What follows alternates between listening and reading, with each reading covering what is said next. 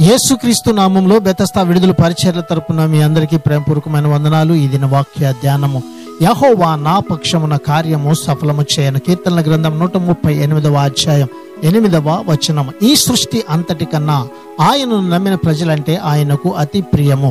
విశ్వాసులు దేవుని యొక్క ప్రత్యేకమైన పని. ఆయన వారిలో తన పనిని ఆరంభించాడు. ఆయన ప్రారంభించిన పనిని ఆయనే ముగిస్తాడు. మనము దేవునికి చెందిన వారమైతే మన నమ్మకం ఇదే అయి ఉండాలి.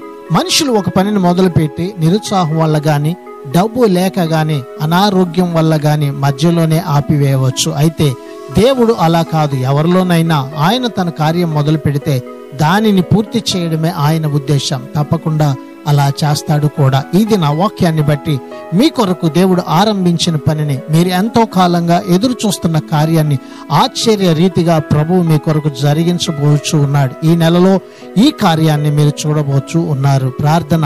మహాగణుడా, మహోన్నతుడా, జీవాధిపతి, మా మంచి యేసయ్యా, మరొక నూతన దినాన్ని మాకు ఇచ్చినందుకు నీకు వందనాలు, స్తోత్రాలు చెల్లిస్తూ ఈ ప్రజల కొరకు మీరు ఆరంభించిన పనిని వీరి జీవితంలో సంపూర్ణము చేయమని, ఈ నెలంతా ఈ ప్రజలను, వీరి కుటుంబాలను, వీరికి కలిగి ఉన్న అంతటిని మీరు దీవించి ఆశీర్వదించమని యేసు నామములో ప్రార్థించి అడిగి వేడుకుంటున్నాము తండ్రి. ఆమెన్.